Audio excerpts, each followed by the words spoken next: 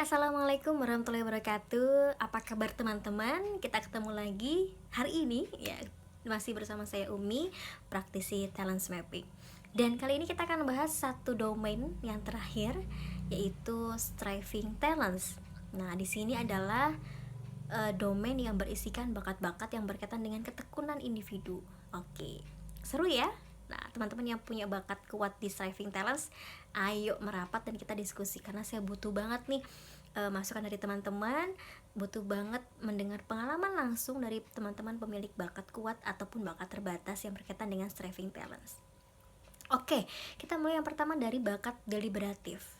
Nah, teman-teman, kalau kita atau rekan kita memiliki bakat kuat deliberatif, artinya kita adalah individu yang sangat teliti, sangat hati-hati ketika melakukan sebuah aksi, gitu ya.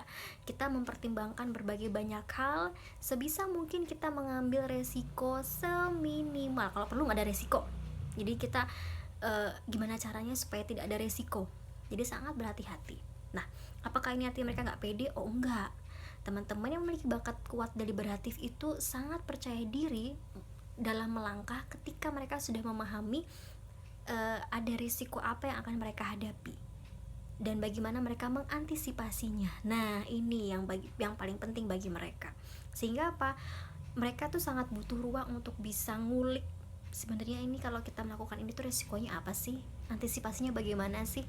Kalau itu semua udah jelas, nah tinggal wus melangkah gitu ya teman-teman ya.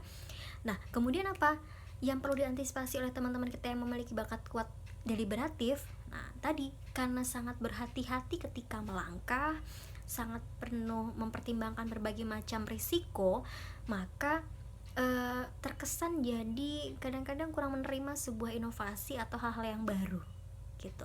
Jadi begitu mau melangkah, bentar ini risikonya apa nih, antisipasinya apa nih gitu. Padahal sebenarnya mungkin ada solusi yang baru, tapi mereka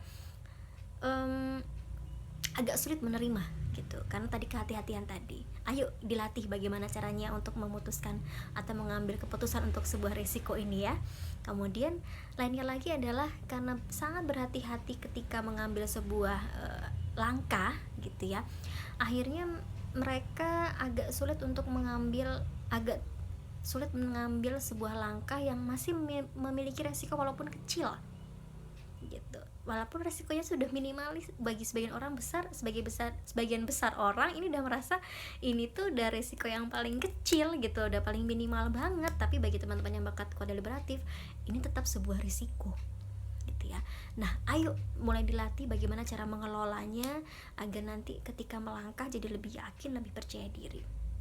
Karena menurut saya setiap apa yang kita lakukan itu pasti tetap diiringi dengan risiko gitu. Jadi tetap ada risiko yang mengikuti, tinggal nanti seberapa kadarnya itu yang akan berbeda-beda ya. Nah, kemudian kira-kira seperti apa ya kalau kita punya teman yang bakat kuat deliberatif ini gitu. Kita perlu mereka loh teman-teman, karena kita perlu mereka contoh nih untuk evaluator. Kemudian untuk membuat sebuah strategi, kita bisa diskusi dengan mereka.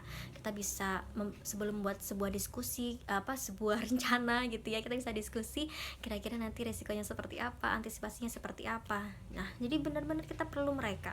Membuat sebuah laporan keuangan, kita perlu teman-teman yang bakat kuat deliberatif, karena mereka akan teliti, akan ngulik bagaimana mempertimbangkan keuangan yang akan mereka susun gitu. Jadi sangat menarik sekali.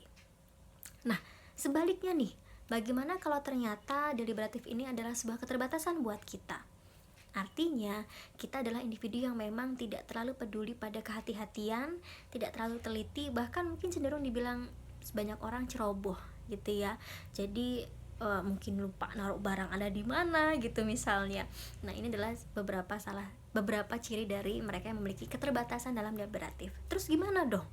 Ya berarti ketika kita memiliki deliberatif sebagai sebuah keterbatasan, maka teman-teman kita melakukan sebuah pekerjaan yang kalau bisa jangan terlalu yang melibatkan yang memerlukan ketelitian gitu loh, atau melibatkan resiko yang terlalu tinggi misalnya.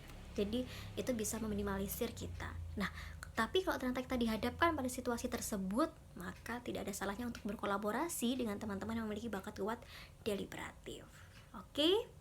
Yang penting teman-teman, seperti yang saya selalu ulang berkali-kali, yuk kita kenali potensi diri kita, kemudian kita optimalkan apa yang kita miliki, dan kita siasati keterbatasan yang kita miliki, entah dengan menggunakan bakat kuat kita atau berkolaborasi dengan orang lain yang memiliki bakat kuat tersebut. Ya, karena lagi-lagi setiap kita adalah unik.